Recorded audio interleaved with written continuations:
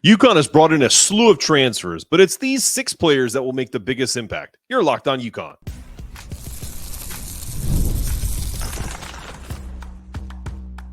You are Locked On UConn, your daily podcast on the UConn Huskies, part of the Locked On Podcast Network, your team every day.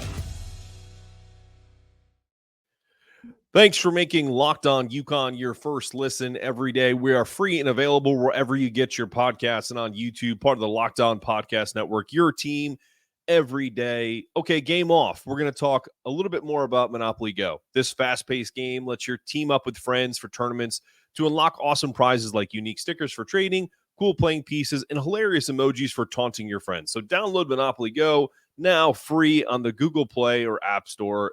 Game on. Do me a quick favor before we begin. See that little button on the bottom of the screen? Click and subscribe. Helps our channel grow, helps our audience grow, and frankly, I truly appreciate all of your support. It's invaluable to me. Well, I'm excited. It's our first Yukon football pod of the Locked On UConn era. Let's dive right in with the first of our 6 most impactful players in the portal so far. You got to go with Nick Evers, former Oklahoma Sooners top recruit in 2024, a 4-star quarterback. Jim Mora Jr. and UConn getting this former blue chip quarterback is a huge deal for the struggling Huskies. Evers is a quarterback who combines a dynamic threat through both his arm strength and mobility and represents a significant acquisition, particularly when this player also comes with outstanding intangible qualities as well. This individual was highly regarded coming out of high school, ranking among the top 200 prospects nationally and earning blue chip status. That was in quotations for those of you listening in the audio. The former top-rated recruit brings to the table not just a powerful throwing capability, but sharp instincts, also the kind of agility that the coaching staff values for its ability to prolong plays and create opportunities when the play breaks down. Evers is considerably proficient as a runner. His highlights reveal a player who can swiftly navigate through tight spaces, evading defenders with unexpected nimbleness. I've called him Jalen Hurts light for a comparison. When combined with his skill at driving the offense toward delivering deep passes, his running ability becomes even more formidable element of his game. Going back and watching some of his highlights, some of the positives, right? Absolute rocket of an arm, even on the run, moving to his left or even to his right. He doesn't lose much, or you can flip that. He's right-handed. So even when he's like coming out of the pocket and rolling left and has to turn his hips, he doesn't really lose much zip on his throws. His arm strength really pops on the film when he throws up the seams to slot receivers or tight ends, especially on 3-step drops. It's 1, 2, 3. He sets and throws, and pow, that ball is ripped over the middle. Love his ability to take quick reads on fade routes. Obviously, that means you have to have a little bit of communication with your receivers, but we'll get to that later. That ability negates defenses' pass rushes and this ever-changing offensive line. Really kind of will bode well within their play action. So I lost my place there, but his ability of kind of to negate the defensive rush, it's really about a simple pitch and catch. He has good ball placement when he throws those fades. He's a legit 4, 5, 6 speed guy. So he'll be utilized in read option as well, RPOs. That'll bode well with play action. Things aren't where you want it.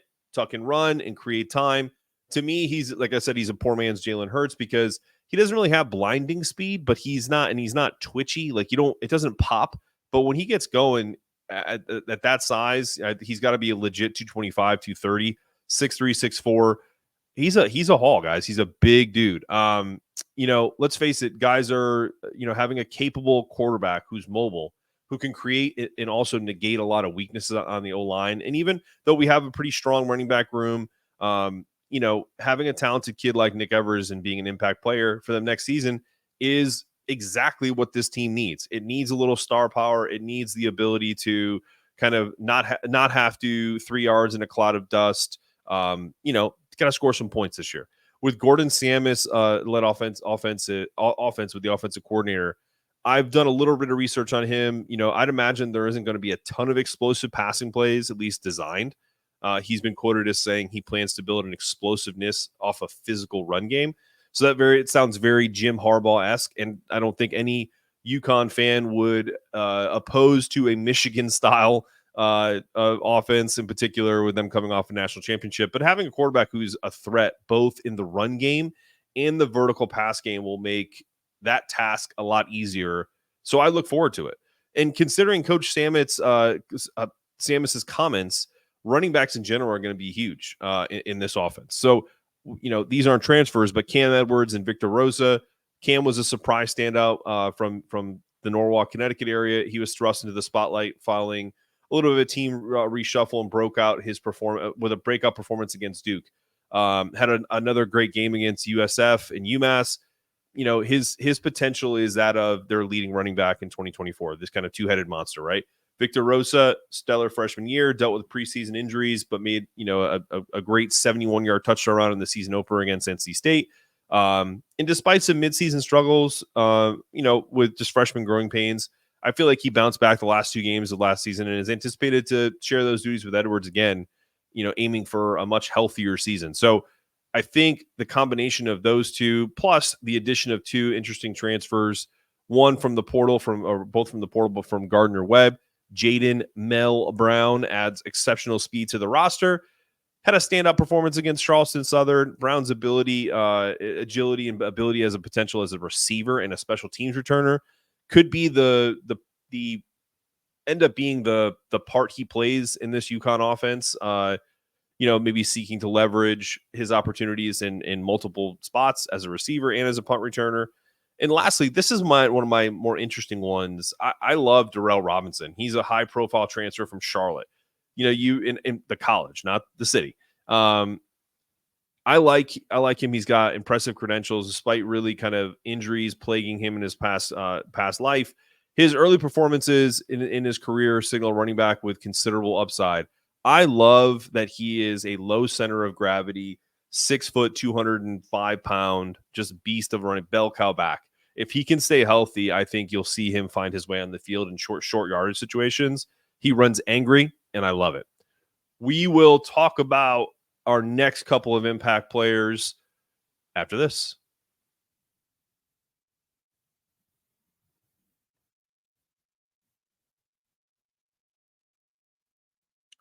Passion, drive, and patience. The formula for winning championships is also what keeps your ride or die alive. eBay Motors has everything you need to maintain your vehicle and level it up to peak performance. Superchargers, roof racks, exhaust kits, LED headlights, and more. Whether you're into speed, power, or style, eBay Motors has you covered. With over 122 million parts for your number one ride or die, you'll always find exactly what you're looking for. And with eBay Guaranteed Fit, your part is guaranteed to fit your ride every time or your money back. Because with eBay Motors, you're burning rubber, not cash. With all the parts you need at the prices you want, it's easy to make your car the MVP and bring home a huge win. Keep your ride or die alive at ebaymotors.com. Eligible items only. Exclusions apply. eBay Guaranteed Fit only available to U.S. customers.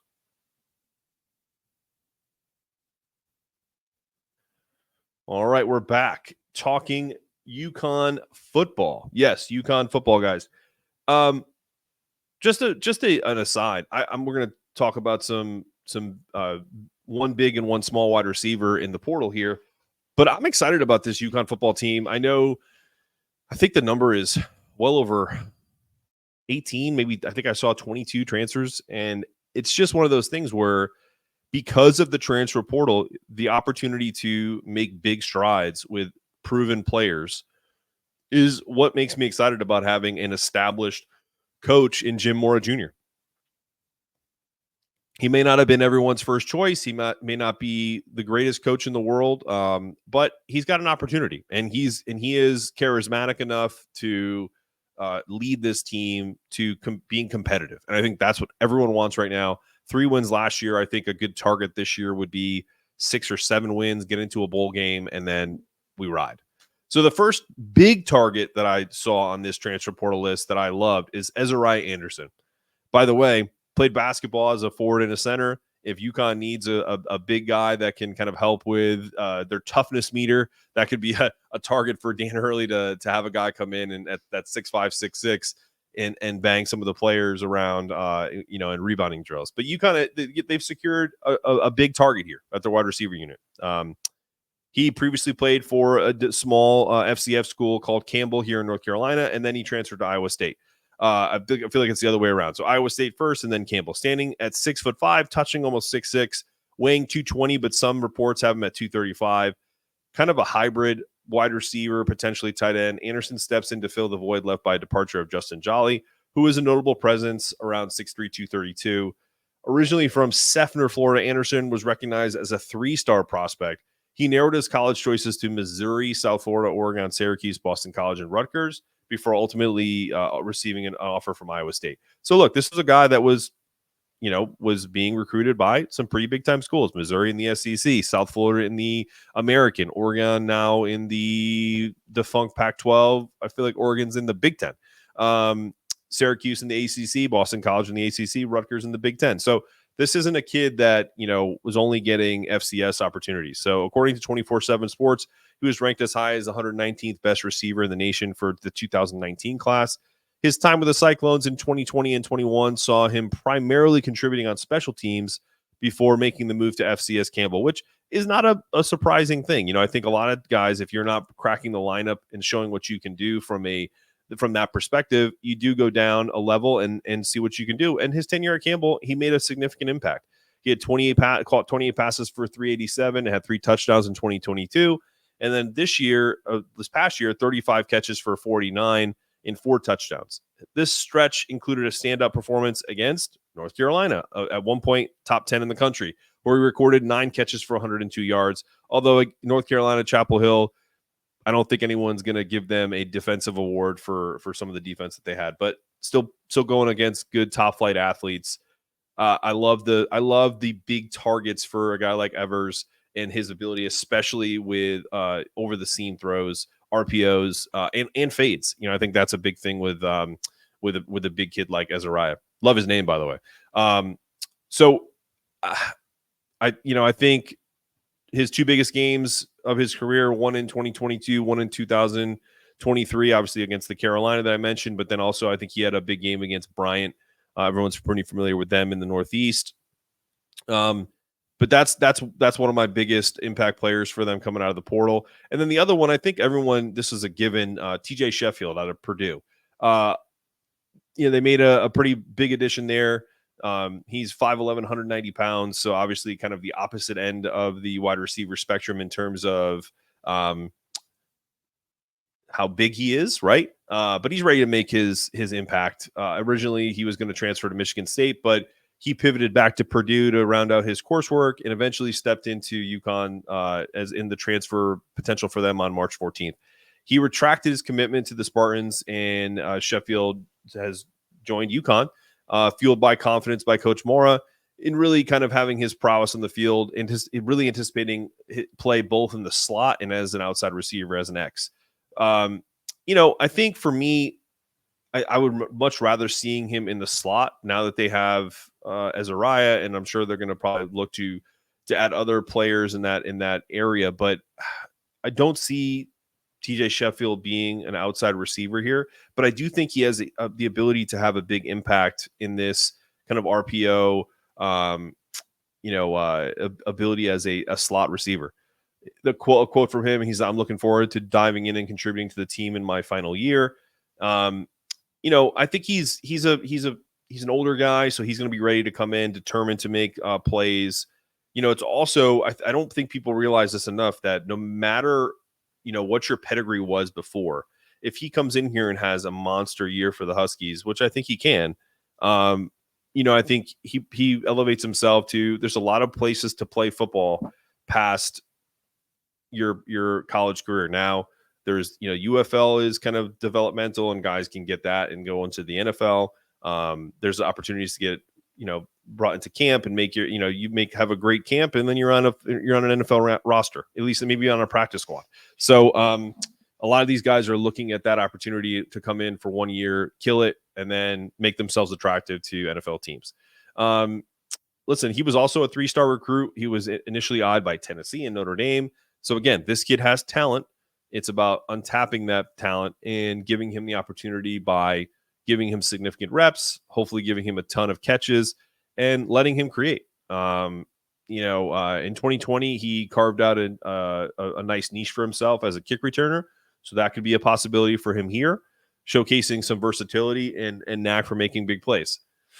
So I really do feel like this kid could be the breakout player of the wide receiver room from the transfer portal. But don't sleep on Ezeriah. I'm always a big fan of big targets for quarterbacks, especially early in the season. As things get flowing, you could see a guy like TJ Sheffield really have an impact as time goes on. But we're going to move on because are you watching Fox Sports or ESPN on your TV all day? Have to turn down the volume with all that shouting? Make the switch to Locked On Sports Today, a free 24/7 sports streaming channel program for you every day to bring you the biggest stories with all that screaming. Locked On Sports Today brings you can't miss analysis, opinions, and news, streaming 24/7 on YouTube or the free Amazon Fire TV channels that part of the Locked On Podcast Network, your team every day. Well, we're going to talk about two more players before we close out this show that came in through the transfer portal after this.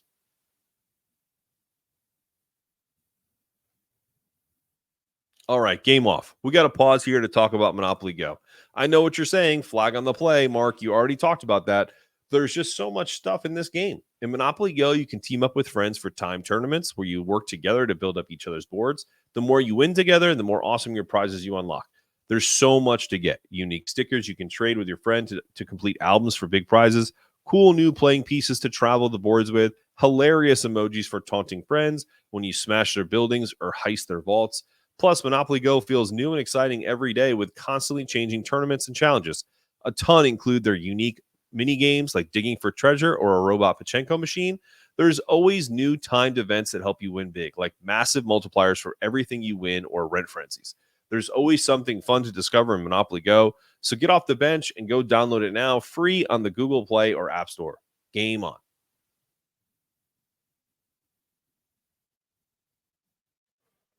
As a family man with 3 kids, managing investments and retirement accounts can be a lot.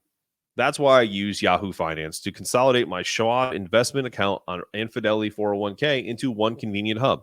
For over 25 years, Yahoo Finance has been my number one destination for investors. Whether you're a seasoned investor or simply seeking expert advice, Yahoo Finance offers all the tools and data you need in one place. Breaking news, editorial perspectives, analyst ratings, and customizable charts. Securely link your brokerage accounts with Yahoo Finance for a unified view of your wealth, including 401k and other investments. Gain comprehensive insights for effectively managing your wealth. For comprehensive financial news and analysis, visit yahoofinance.com, the number one financial destination. All right, we're back.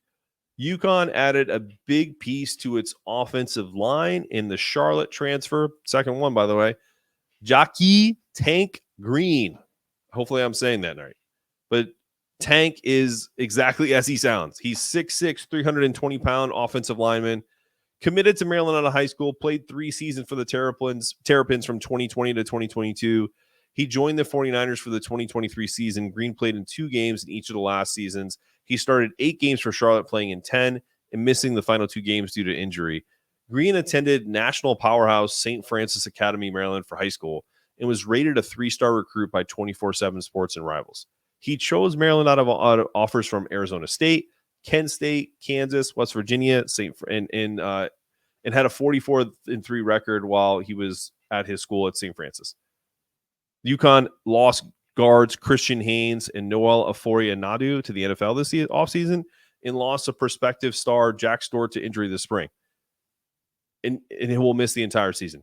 So Green adds offensive line depth, experience, and competitiveness this summer.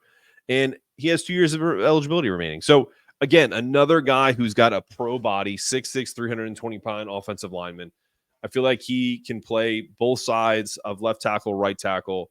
I think in doing a little bit of research, again, I think just impact, having this type of player that's been on a successful team in the past. I know it's high school, but the talent was there. Being recruited by Arizona, Kent State, Kansas, West Virginia. 3-star recruit, which usually means there's work to do, but there's a lot of talent. Can't teach size, guys. 6'6", 320 is monstrous at the offensive line.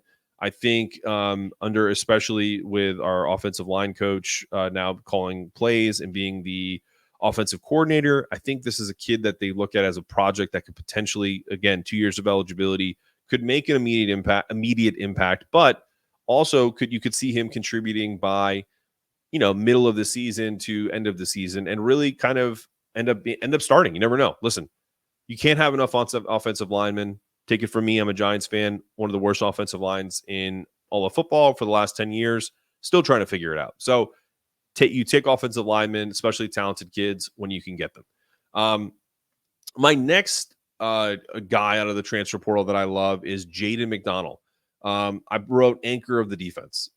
Yukon Football has bolstered a positional in dire need of reinforcements by bringing in Jayden McDaniel. 100%. He was a linebacker for Indiana. He's 6 foot, little undersized, but weighing almost 230. McDonald's. I'm not hungry. McDonald arrives as a graduate transfer with 1 year of eligibility. So I think his immediate impact would be he starts right away.